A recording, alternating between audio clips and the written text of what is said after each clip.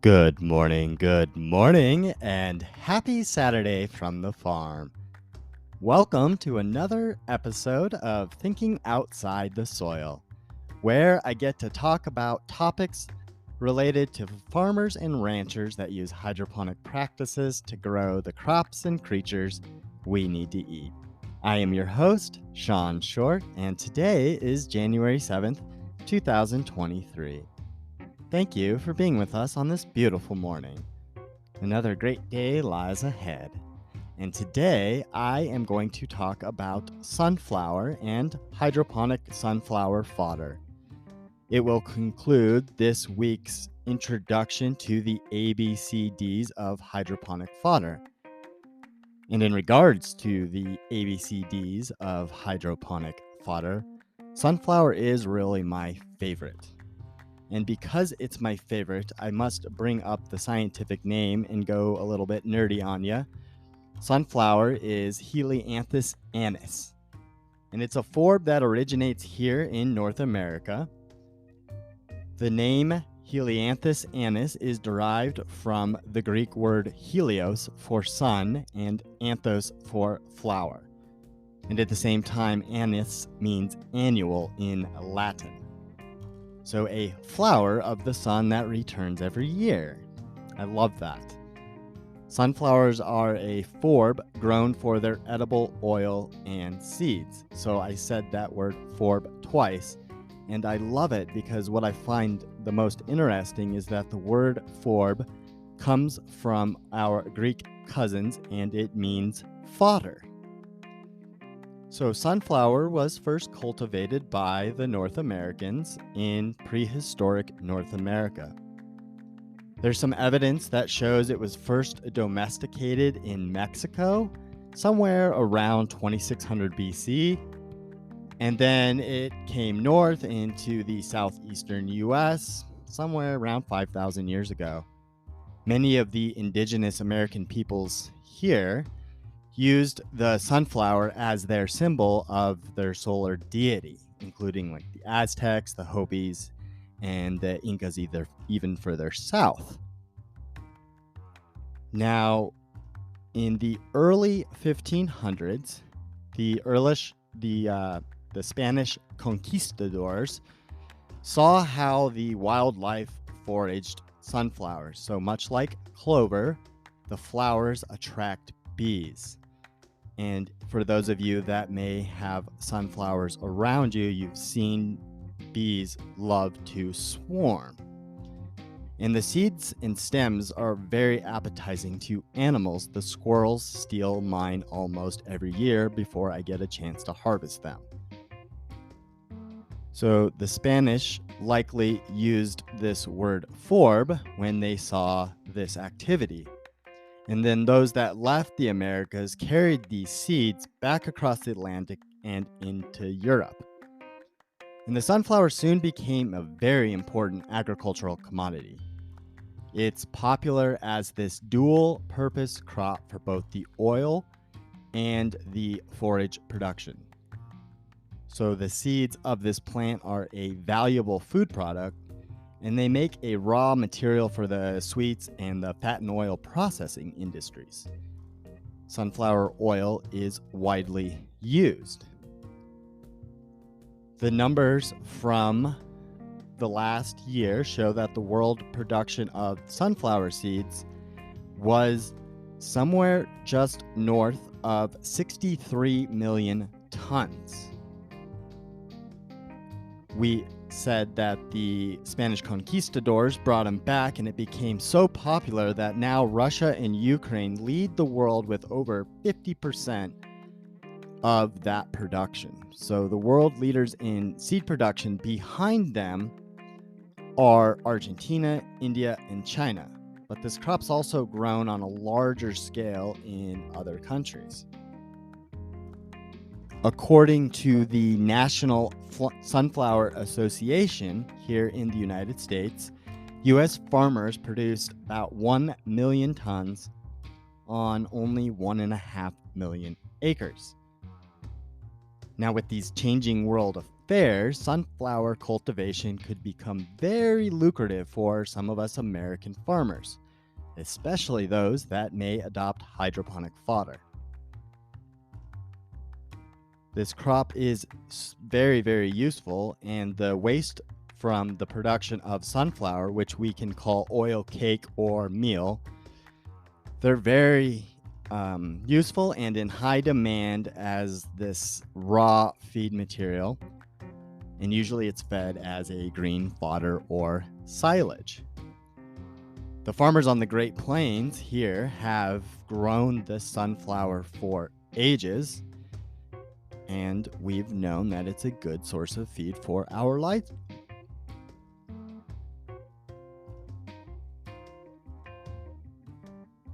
Some of that early research to support our livelihood comes from North Dakota, South Dakota, and Kansas. Researchers showed that the sunflowers are a very dependable source of feed in drier climates, and this is because of their high drought tolerance.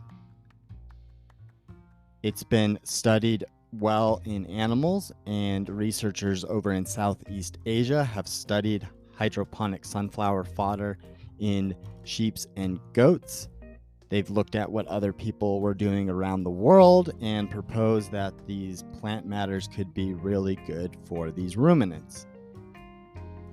And then they later showed that by putting this into feed, it optimized their feeding resources, which decreased their feeding cost and saved water.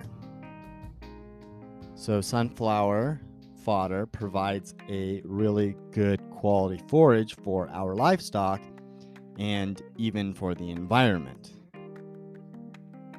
How much water we've been able to save with sunflower, and specifically hydroponic sunflower fodder, isn't really created yet. The data we have for that isn't easily accessible, nor has it been well studied yet.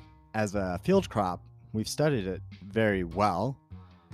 And I mentioned the Great Plains farmers. They've paved the way for its dry land destiny.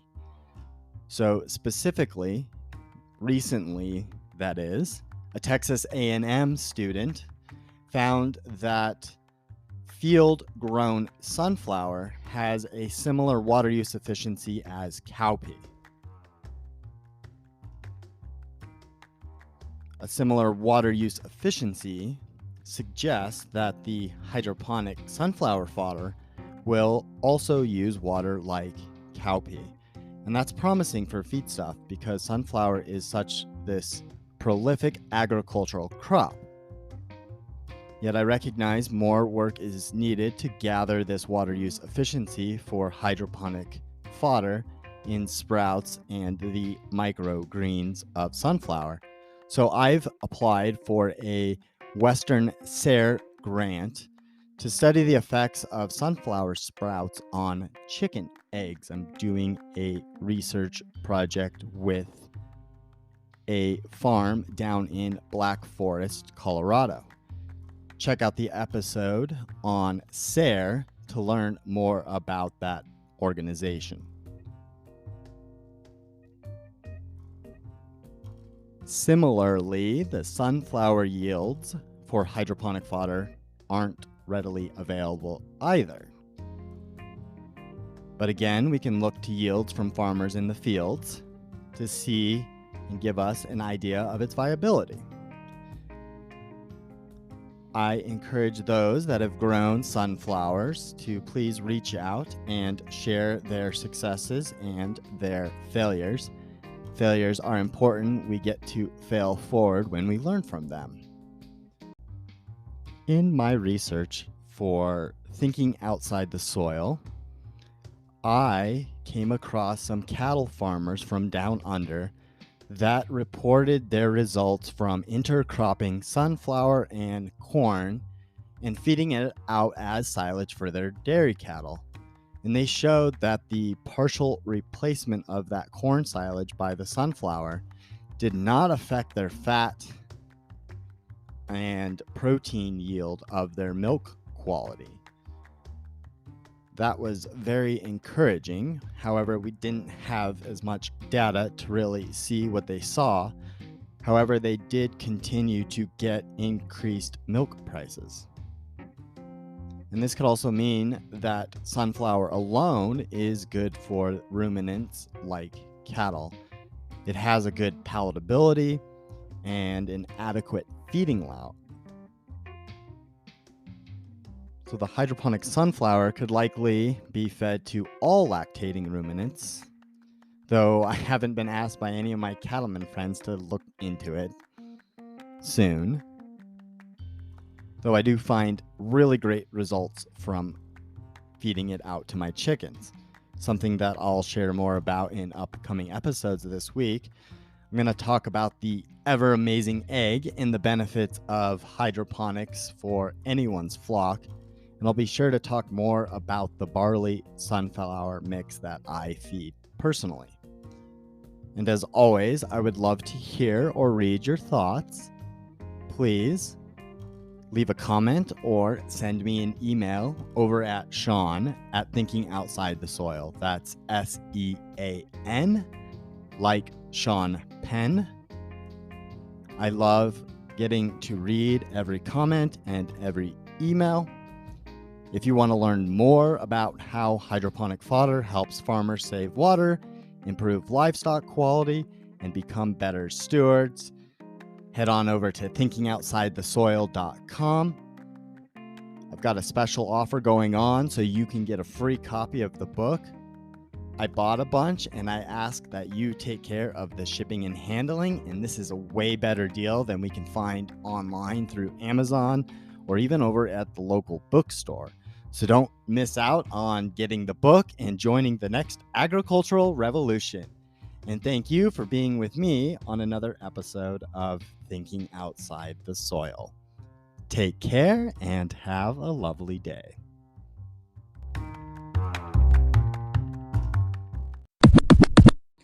Hey, before you go, check out the links below.